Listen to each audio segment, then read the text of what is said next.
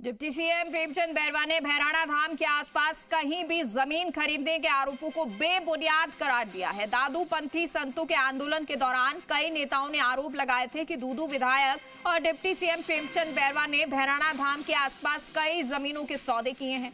जी media से खास बातचीत में प्रेमचंद बैरवा ने कहा कि उन्होंने कोई जमीन नहीं खरीदी। यह आरोप मिथ्या और मनगढ़ंत है। कुछ लोग अपनी राजनीति चमकाने के लिए मुझ पर बेवजह के आरोप लगा रहे हैं।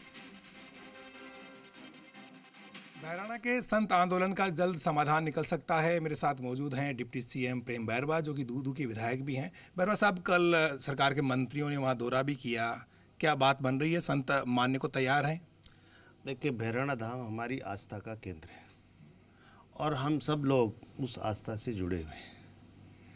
और जिस तरह से जो आंदोलन रहा है, जिस आंदोलन को राजनीतिक रूप भी दिया गया और उस मंच पे जिस तरह की अभद्र भाषाएं भी बोली गई है, कई लोगों के द्वारा बोली गई, लेकिन हमारे संतों का समाधान हमारे यशस्वी मुख्यमंत्री जी ने हमें पहले ही आश्वस्त किया था। निश्चित रूप से हम इस आस्था के केंद्र का ध्यान रखेंगे और जिस तरह से ये जो वह ज़मीन अलॉटमेंट हुई थी वो कांग्रेस सरकार के समय से ही है।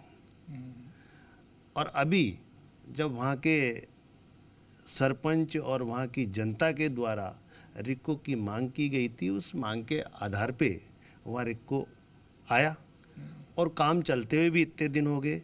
जहाँ उनके अड़चन आ रही थी, उस अड़चन के लिए समाधान के लिए हमारे यशस्वी मुख्यमंत्री जी और हम तैयार थे। निश्चित रूप से कोई गलतफहमी में इस तरह का, जिस तरह से इसको बहुत बड़ा रूप दे दिया गया, लेकिन संतों के समाधान के लिए निश्चित रूप से हमारी सरकार उनके प्रति हम सहज भाव से काम करेंगे, ऐसा नहीं है। निश्चित रूप से मैं मानता हूं कि आने वाले समय में इसका समाधान निश्चित रूप से निकलेगा, क्योंकि राजनीतिक रूप में कई बातें भी वहाँ कही गई, ज़मीनों का नाम भी लिया गया मेरे, जबकि मेरे वहाँ कोई 1 इंच ज़मीन नहीं है। लेकिन ठीक है, ये राजनीति कोई भी आरोप प्रत्यारोप लगा सकता है, लेकिन जब तथ्यात्मक उसकी जांच होगी, जब पता लगेगा किस किस की वहाँ पे ज़मीन है, कौन है। लेकिन मैं आपको ये कह सकता हूँ, वहाँ मेरे न तो कोई ज़मीन है, केवल वहाँ के लोगों की जो मांग है, निश्चित रूप से उनके मांग के आधार पे रिक्को आया है। और हमारे संतों के जो संतों की मांग है, उस संतों की मांग का भी निश्चित रूप से समाधान किया जाएगा, क्योंकि वो हमारा आस्था का केंद्र है। फिर आपका नाम क्यों घसीटा गया? क्या आपकी जो लोकप्रियता है, आपने जो जनहित से जुड़े हुए वहाँ पर काम करे हैं, क्या इससे चिढ़ करके और इस तरह का माहौल बनाने की कोशिश की गई अपोजिशन की पार्टियों की ओर से?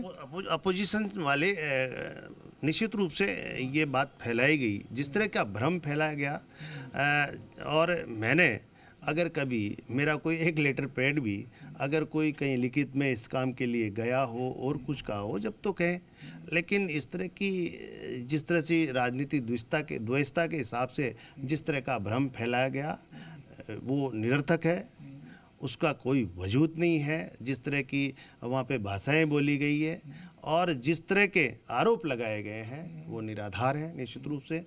और इस तरह की राजनीति में संतों की, और तो उस संतों की नगरी है, संतों की जगह है, उस पे संतों को भी अपने वाणी में, निश्चित रूप से जो संत है उनकी वाणी से हम सब सीखते हैं। कैमरा पर्सन पवन मूर्तिकार के साथ बाबूलाल धायल, जी मीडिया, जयपुर।